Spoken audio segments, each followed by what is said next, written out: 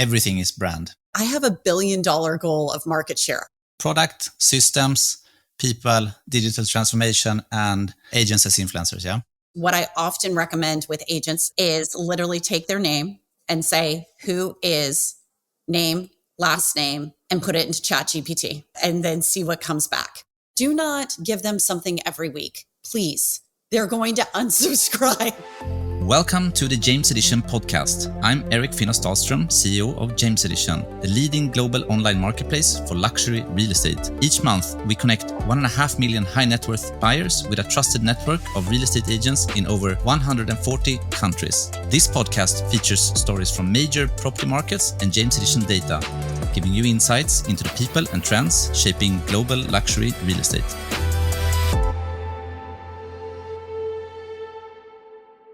Today I'm speaking with Lauren Henss, Vice President of Marketing and Strategic Initiatives at FirstTeam Real Estate. With a background leading brand, product and digital transformation projects for Fortune 500 companies, Lauren brings a data-driven approach to luxury real estate, building brands that not only look exceptional, but drive real growth, retention and revenue. Very warm welcome to you, Lauren. Thanks a lot for joining our podcast. Thank you for having me. Excited to be here. I'm really looking forward to this discussion. I think it's going to be extremely valuable for a lot of our listeners, especially those interested in how to scale and grow marketing for a large brokerage. Yeah, absolutely. Great to be here. So I am the VP of Marketing and Strategic Initiatives. So I oversee, obviously, marketing in terms of brand, product growth, national expansion. I partner with our VP of sales to do that, as well as digital transformation. So anything that has to do with revenue, retention, or recruitment, I'm involved in as part of our executive leadership team.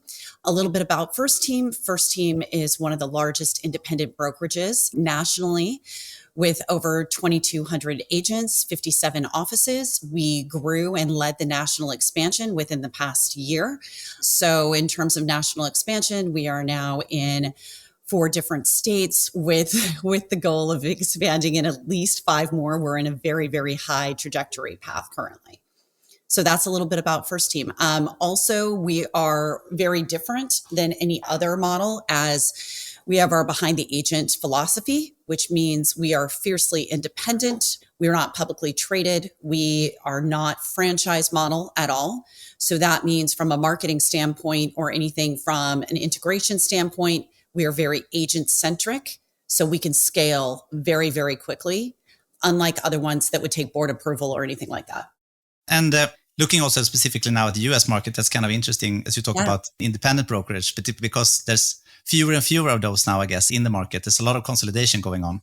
But what I love about being independent from a brokerage standpoint is now, in terms of the consolidation efforts that are going on currently, we have the ability to thrive, and we have the ability for people to come over who want really their own brand and want the career opportunities, but also want that personalization and that personalized career path to do both.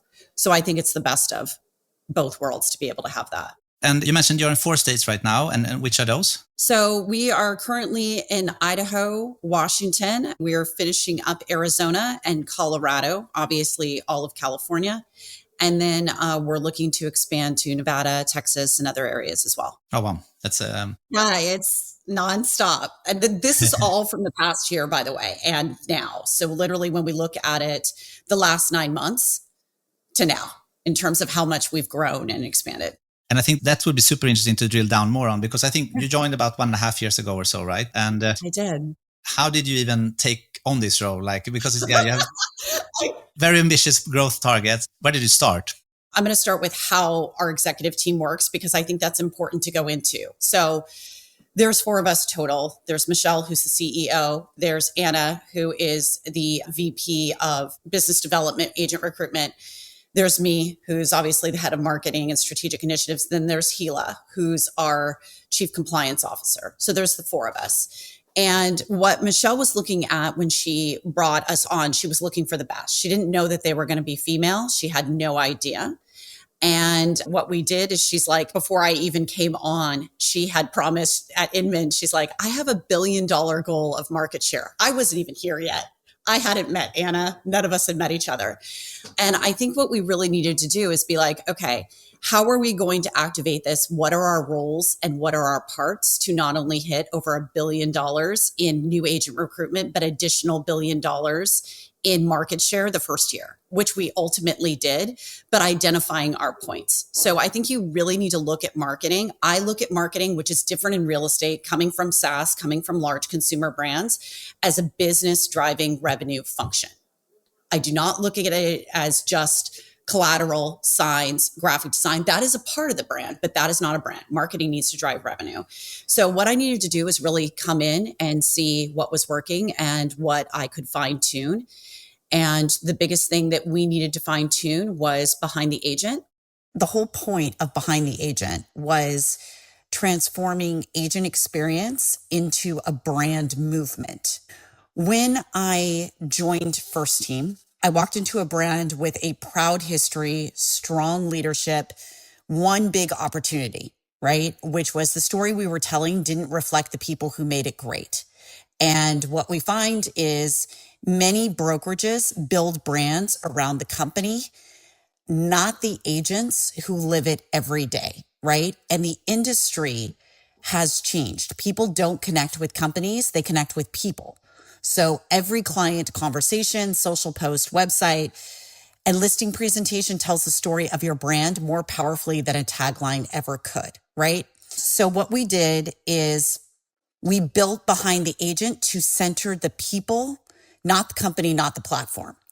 So we involved behind the agent from a brand tagline into a fully integrated brand and advertising ecosystem, connecting web, creative, social, digital, and physical activations into one cohesive story. And what that did is it didn't just give it visibility, it gave it velocity. At FirstTeam, this is the behind the agent philosophy. It means every campaign, every asset, every communication is built to showcase the agents as the hero of the story. They are our influencers. They are our heroes. The brokerage provides the structure, the creative strategy, and the marketing foundation and the career paths behind them and for them. We had recently redone the tagline. We had done everything, but I needed to look at that. I needed to see what that was. So the first thing was the overall product and what we had. So that was product that I needed to revitalize. Second was systems. Going in and making sure that I built it like a SaaS in terms of e-commerce, understanding our customer CSATs, understanding NPS, and running it like a measurable revenue model. And then third was I'm making sure that I had the right people on the right seats and converting it into an in-house marketing agency. And then lastly was turning it into, well, two things.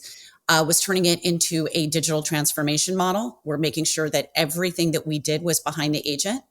And then last was making sure that we used our agents as influencers and ambassadors of the brand based on those personas that we created that we wanted to recruit and what were those ideal customer profiles.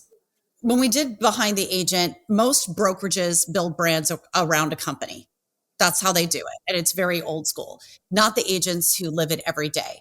So people don't connect with companies, they connect with people. So when we were doing a brand, just to kind of give you an idea, 60% of rebrands never deliver on their promise and they fall flat. So if you guys look at and 70% of them don't deliver any meaningful ROI in advertising whatsoever. And you can kind of look at like Jaguar when we're talking about a luxury brand and how they did their rebrand. And it completely fell flat, right? In terms of they lost 42% of their customers, as well as 75% of their collapse across Europe within 30 days. And what I'm saying is the brands and the profitability, you have to know who your customer is and you have to get buy-in from your customer. So when we're talking about goals in our behind the agent and what we did with making them true influencers, which is different than anybody else has ever done, and leading with a business approach, this behind the agent is what led us to achieve our $1 billion goal in market share and attributed everything to that. Because when we looked at it, it allowed us to hit that. And we didn't have that before. We were an old, tired brand at the time who was local. And I needed to come in and be like, okay, I need to revamp it from a consumer angle. And that's what we did. And that led us to our numbers of the average cost per lead. It led us to like basically, in terms of 58% new agent increase in terms of conversions from meeting to signee. So everything that we do in a marketing campaign, which is unlike other brokerages, has a revenue, recruitment, retention number tied to it. Very interesting. So summarizing there, you mentioned product, systems, people, digital transformation, and agents as influencers, yeah? Yeah. And going through those, in terms of product, like how does FirstTeam differentiate in this market? And independent brokerage is one thing, as you mentioned, but what are the other things? Because there's so much opportunity for any agent today to join different brokerages. Yeah, I think what's different is obviously from the behind the agent philosophy and being fiercely independent and building those career paths. We don't put you in a box. I'm literally meeting myself, Anna and Michelle are meeting with you, doing a full career, an audit on your business and saying, you're here now, where do you want to be? And we're coming up with a growth plan from a marketing standpoint of where you want to be in terms of sales volume, what you want to be in terms of recruitment volume. So we will recruit those ideal people for your team. And so we're really in partnership with you. We're asking what you need and then building that career. So if you want to pivot, we'll pivot with you. I think that's the other thing that's very different. Tech, everybody has tech. That's not there. But the behind the agent philosophy is we're small enough now to make those individual decisions. So if you need to call me, you need to call Michelle, you need to call anybody, we're there for you. But I think what makes us fabulous is we're also that 800-pound gorilla that if you need something done and something figured out, we can make it happen. We're not going to put you behind our brand. We empower you to be you, right? So I'm the brand that gives you the visibility, what you need, and to feel proud of it. But I'm not going to tell you who you need to be.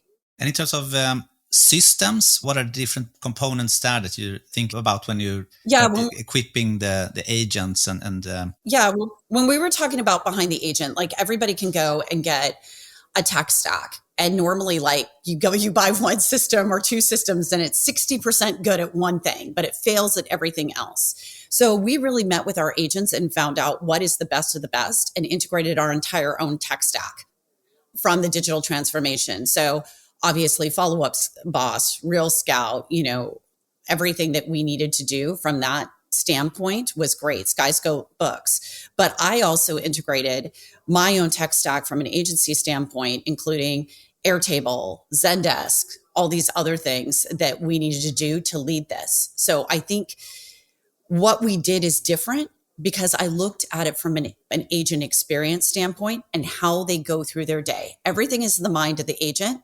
So how do I get them to close more deals in less time?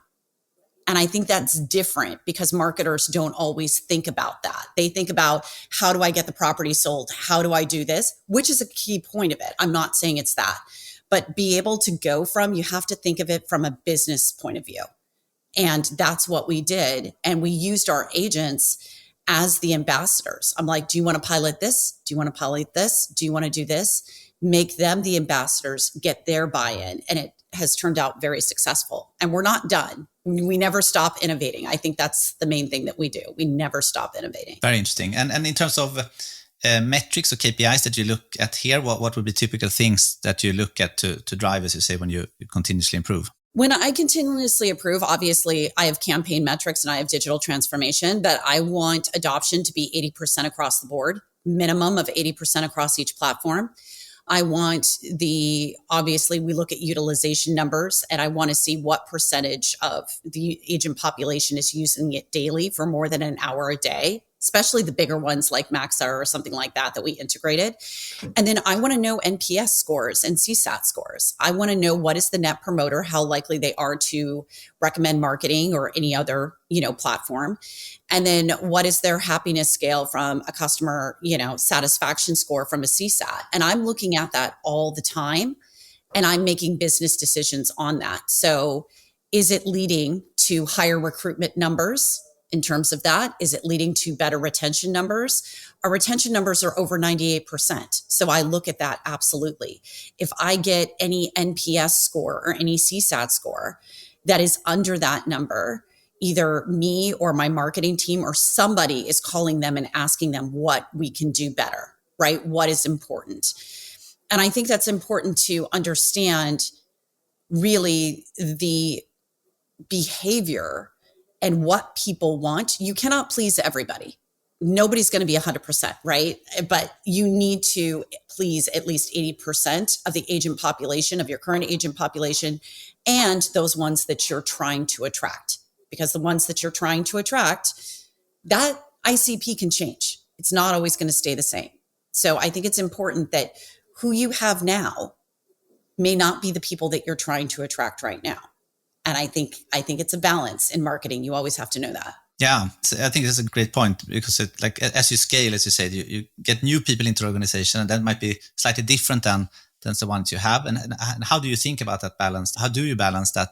When you're looking at production and you're looking at agents, because when I chose agents for the Behind the Agent campaign, right, I'm looking at agents that are the personas that I want to attract. They have high volume, they're innovative, they're tech savvy, they are team players, they want to collaborate without ego. That's what I look for.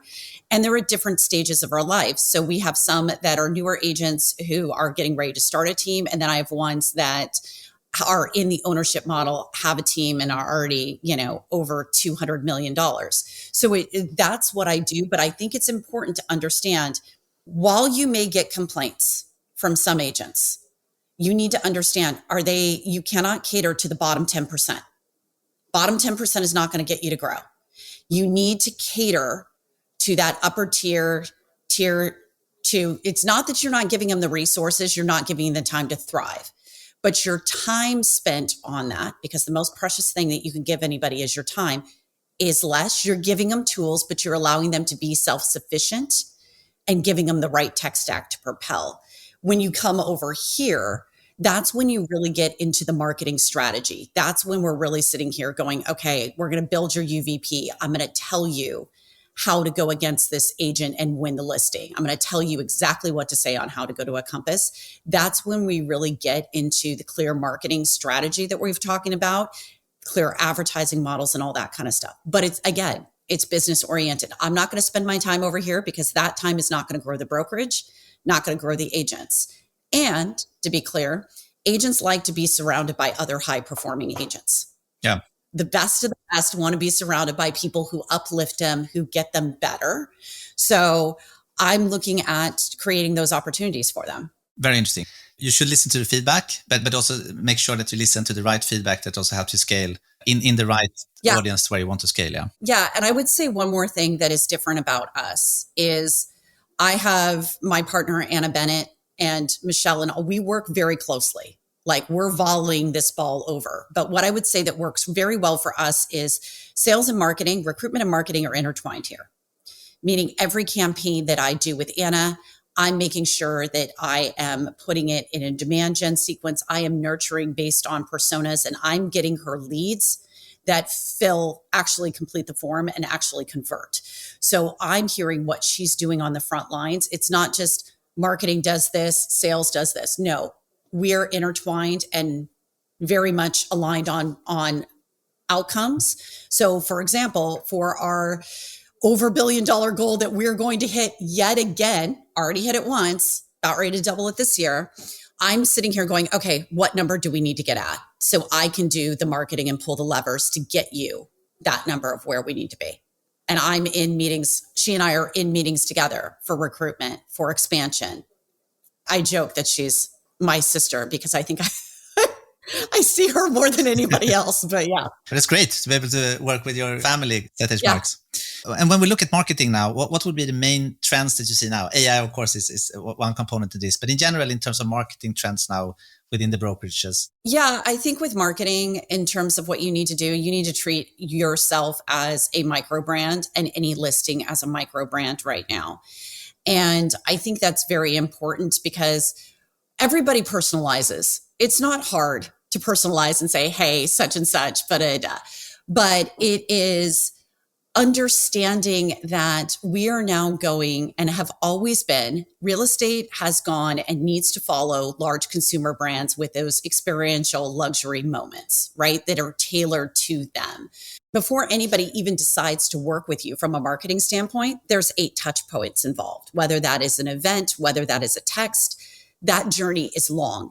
And the attention span of consumer is that of a goldfish, which is under 4 seconds. So you need to meet them where they are in content that they want. So how are you adding value in terms of content and experiences? How are you giving them knowledge and not just putting them to a landing page that you're sending everybody else? And this is why we have these persona journeys. So for example, if I'm trying to attract to my site $200 million agent versus $1 billion agent, that customer journey of what I'm going to give them is going to be completely different in terms of what I'm doing. And I think it's marketers, you're meeting them where they're at in terms of platforms, in terms of messaging, in terms of medium.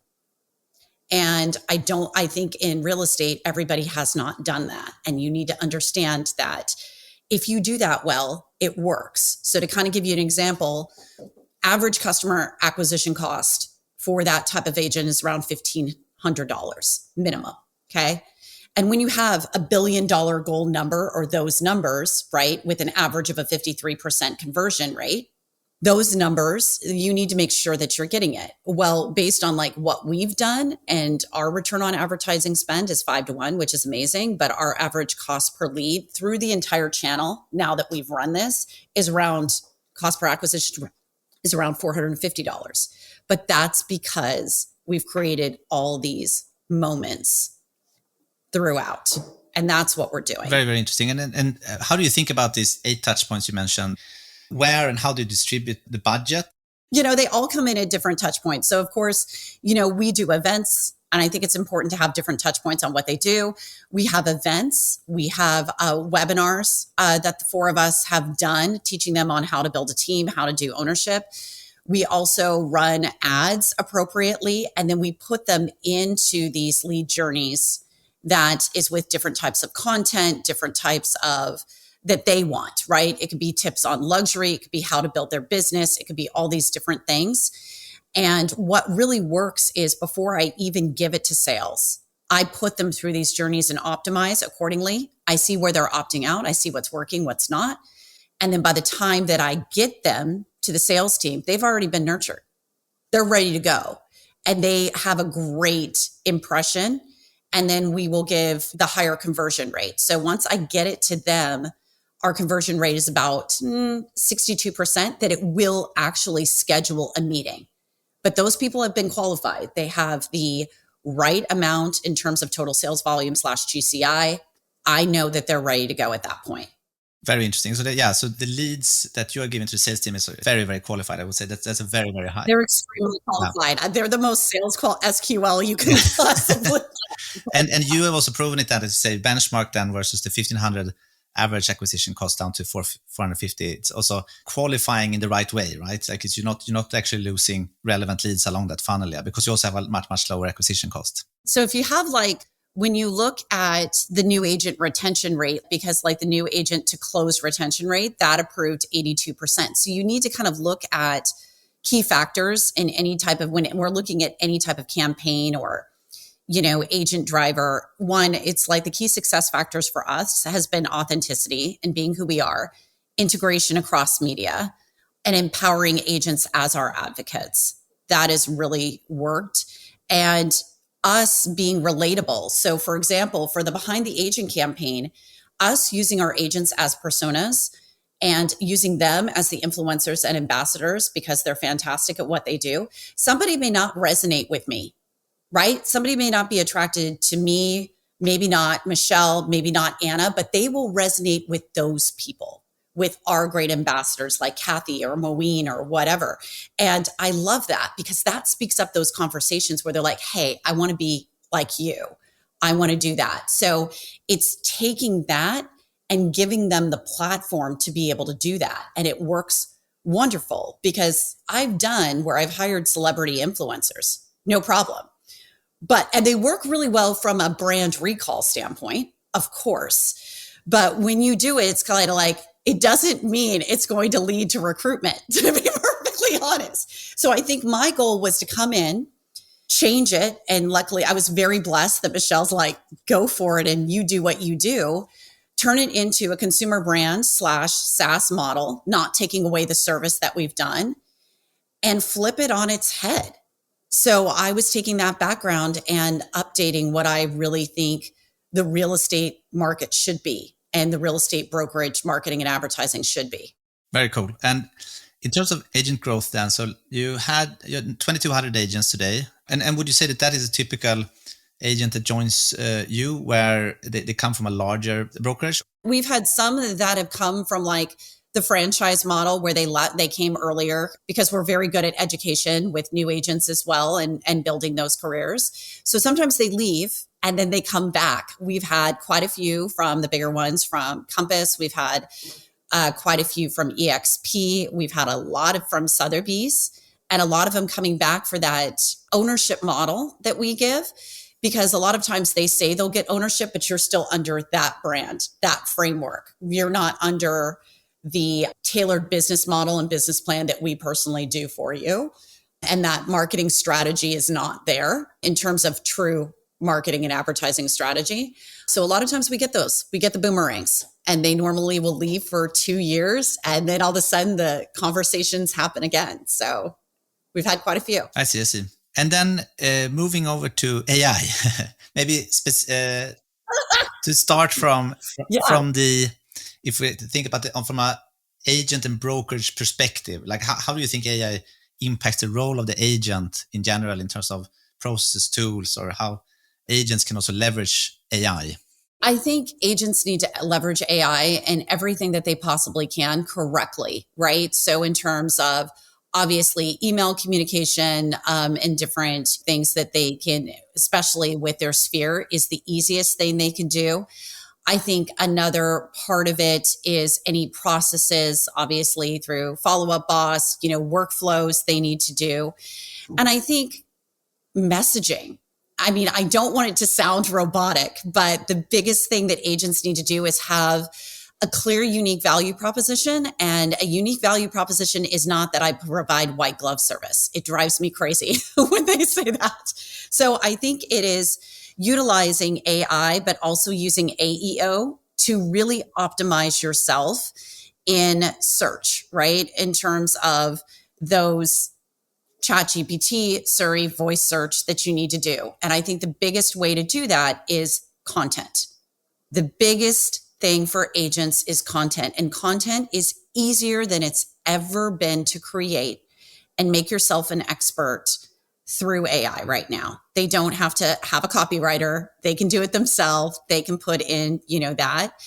They have prompts. And I think that's the most important thing they can do right now. And what I often recommend with agents the first time I meet with them is literally take their name and say, who is name, last name, and put it into ChatGPT and then see what comes back. One of my dear friends, they want to be a luxury broker in Newport Beach. And he came to me and he's like, I don't understand. Nobody thinks of me as a luxury broker. And I literally said, I would literally want you to put in who is first name, last name into ChatGPT. It came up. By the way, no mentions of Newport Beach, no mentions of anything of then. And then I said, I want you to put in what are the top luxury real estate agents or luxury brokers in Newport Beach. He did not come up either. So I think with AEO, that is the number one thing that you can do. And that comes from content. That comes from being in awards, like submitting your awards for Real Trends. That comes from volunteering at different galas, being on boards of different galas and using that content. That comes from adding FAQs from a search engine optimization standpoint, an AEO standpoint, the top FAQs on every single property listing that they can ask. So what are consumers asking?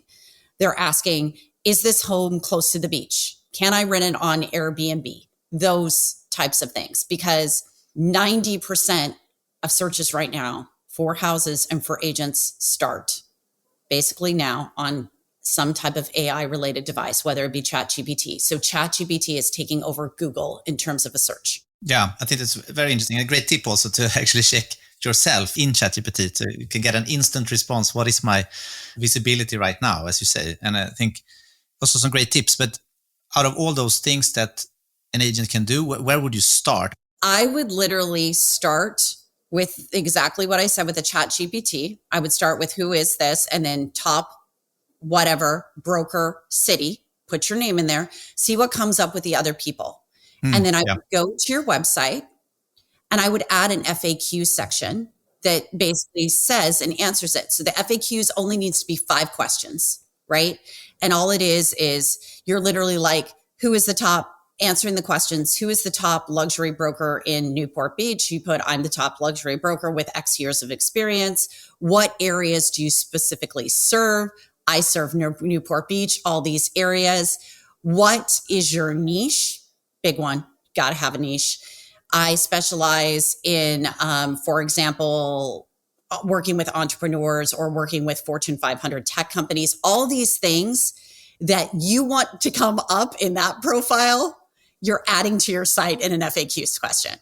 Absolutely. Last tip, sign up for Quoted. I love Quoted. Agents literally can sit here and get and sign up for Quoted instantly from an AI search standpoint, where they're asked, like, what do I think? They get an email and comment, what do you think about X, Y, and Z in the real estate market? And then they can get featured in media, and it's crazy cheap. Sometimes it's no cost. So once you get that done, then you can go to the emails and kind of do all of that kind of stuff, and the journeys, but start with that first. And in this context then, because this is also very, as you say, many people start in ChatGPT. Mm-hmm. It's very text-based, people search, etc., and try to find an expert, as you say, and also perhaps positioning yourself in a niche. And where does kind of branding comes in all of this? And how do you think there? Because I think the role of the agent then is still very important, of course, and that's kind of the person you will actually work with. But how do you position yourself there? And like, how do you also work on your branding? Apart from ChatGPT, what are other channels you need to be in? I think you need to pick the social media platforms where your buyers are and your sellers are, right? So if you're looking at, the baby boomers and those kinds of things, they're on Facebook. So you need to be on Facebook. If you're looking at the younger Gen Z and they're on TikTok, right? As well as IG. So you need to understand where your buyers are. What I say is start with one platform and get really good at that and then scale, because there's different, types of, you can always get better, but build your authority on that and start and at least post 3 times a week, minimum 3 times a week. But I want it to be 60% lifestyle and 40% thought leadership.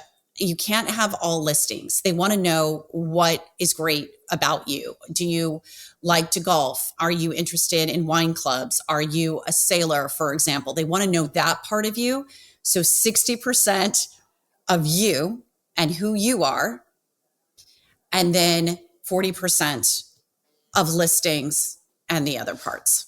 Very interesting. That's great, because there's so many platforms and people are in different platforms, whether it's Instagram or TikTok or Facebook or so, but to actually choose one to start from. Choose right? one. Yeah. and then you can go, and it's so funny. And don't go for what everybody else is doing. Yeah. And I mean, I think this goes back to everybody needs to understand one simple thing is your brand is the sum total of experiences one has with you. So that is the way of you answering your phone, you writing an email, you meeting with them in person. Every single thing is your brand. It's not just a logo. So you need to convey and I joke because I often ask others, and I ask Marie, who's my creative director here, and we build things and, we do a lot of content together, and we'll be like, okay, does this make sense? Does this position us in the right light? And look at it from a point of view, be like, would I want to be friends with that person? Ask yourself that to yourself and be like, would I buy from this person? Because here's what with everything that an agent needs to understand and a brokerage needs to understand in this term of consolidation.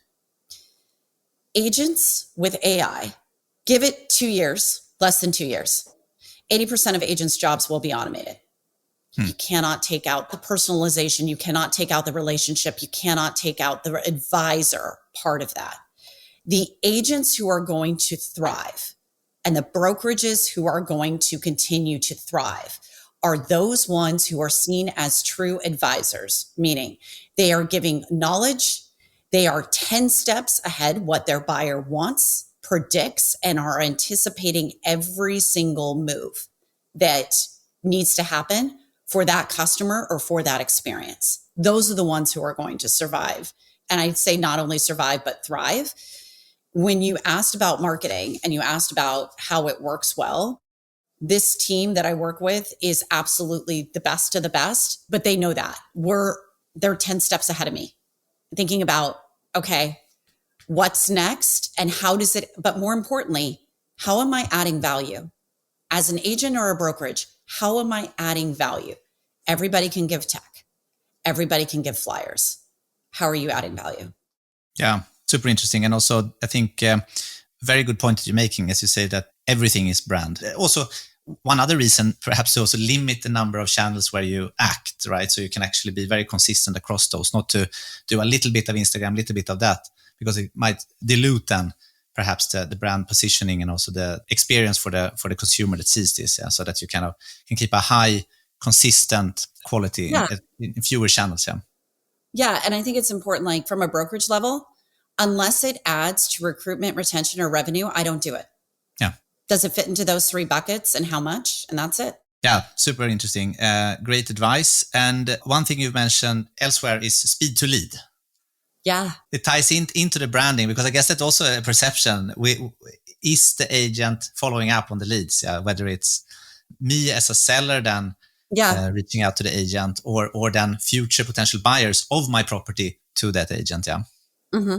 Well, it's speed to lead, because basically once you get that lead, and Zillow just came out with a survey like literally 2 months ago that the agent that responds within the first 3 minutes is the agent normally that they go with, is provided that they do it right. So it is speed to lead. It's not like a lot of agents that I know spend a lot of money for leads, but, and sometimes the problem is they give their new agents leads, but you have to know how to talk to the lead. You still need to qualify. You still need to be that advisor. Otherwise you could spend all this money on leads and it's not going to go anywhere. And in terms of lead handling, what would you say are other important parts? Because I think that's, whether you're working in real estate or sales in general, is a very, very complicated thing. And to actually not only answering fast, but also following up and having consistency through the whole process from start to finish of a lead. What would you say are the main things to think about there? And I guess you also have tools that help the agents work with this. Yeah, I mean, you have tools. They have, nurture journeys and follow-up boss and all those kinds of things. But I think you need to divide your basically sphere of influence and your prospects into different categories, right? In terms of who's likely to buy when, who's likely to sell when. You have your high priority ones that are likely to close with, are likely to look at the next 6 months. And this is where you put them into those nurture journeys where you're not giving them something. Do not give them something every week, please. They're going to unsubscribe, especially the ones like for 6 months. But if you're nurturing them like every 3 weeks, that's great. One thing that I love, which is one of my favorite nurturing things, great company, but there's a company, and other ones do this, but there's a company called Client Giant, which gives you top of mind, which sends your clients gifts once a quarter based on their personal preferences, but there's no logo, no branding. Your logo and branding is not on there, because if you give somebody a gift, if your brand is on there, it takes away from their experience. But they write it, they get it out of a surprise. It's not a closing gift. And all it is, I'm thinking about you, thought you'd like this cooking set based on you liking cooking. I mean, it's personalized to that person, but that's what I'm talking about. It's meeting them where they're at and giving them those personalized experiences. That combined with lead nurturing, I've seen them 70% of the time get that client with those two things combined. Yeah. And I think that's what you mentioned there also very important to remember, yeah, that of course not all leads close right away, No, but then no. it's important to also have a system for how you work with different types of leads. And separate them by timing, separate Yeah. them. Sometimes I'll separate them by interest.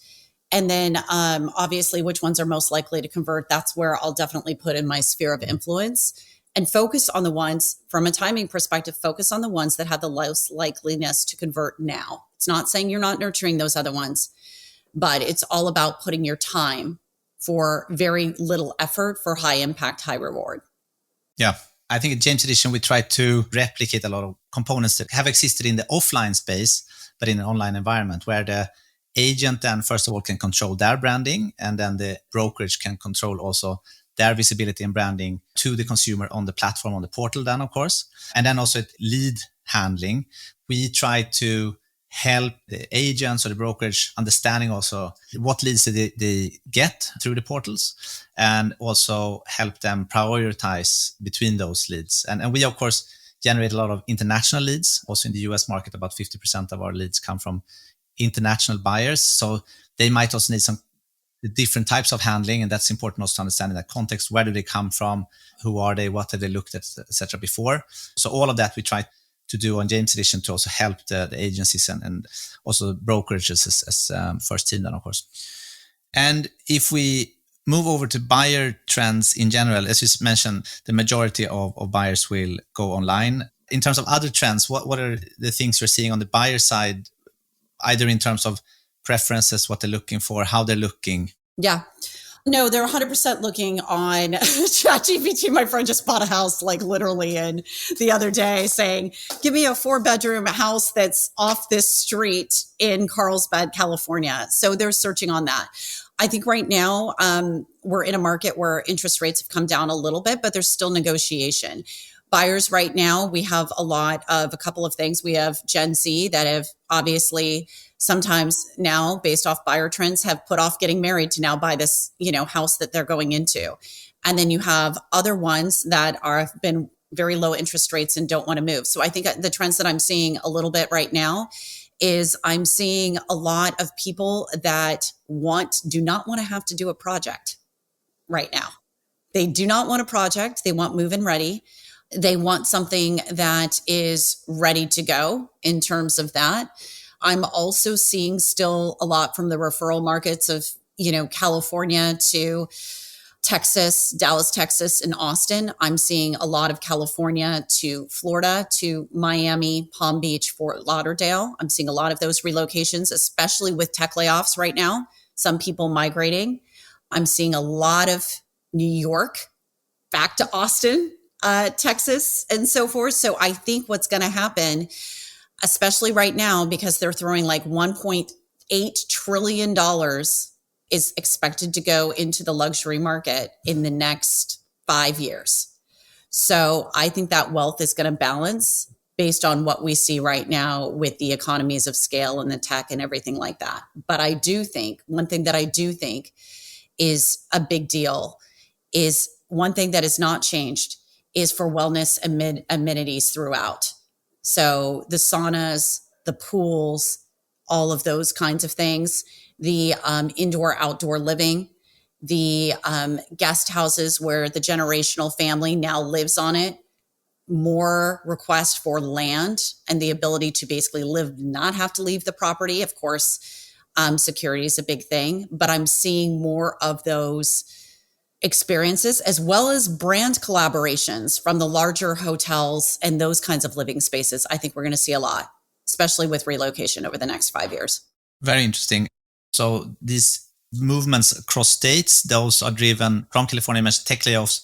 I guess also Texas, Austin, Florida would also be lower tax states, I guess. So they're lower tax states. Some are moving to Washington as well. So they're lower tax states. And I think what's happening is also we're looking at those industries. We're looking at entertainment. Entertainment got crushed, obviously. So I think we're seeing a lot of movement. And I think what's going to happen is you want people who feel like they have the freedom to have more room and better value and feel like it's an investment. So they're actually having time to enjoy the outdoors and have a better return on investment with their properties currently right now. I also think, though, I know a lot of people in California and New York who are buying second and third properties out there and using them as vacation homes. They'll buy them for 5 years and then they'll basically turn around and sell them. So from an investment real estate portfolio, that's a very, very smart decision. And in this environment now, because the total transaction volumes are quite low right now in the US in historic comparison. So as you say, interest rates or mortgage rates are quite high. Yep. And prices are high. So yep. What needs to go to kind of get this market moving a little bit again? Well, I think it's a couple of things. I think we need to obviously get the jobs back to where we need to be, right? I think that's the big thing right now. So I think we need to stabilize jobs. I think we need to stabilize the interest rates. When I'm talking about a lot of these movers are cash buyers right now. And out here, we have a lot of cash buyers, right?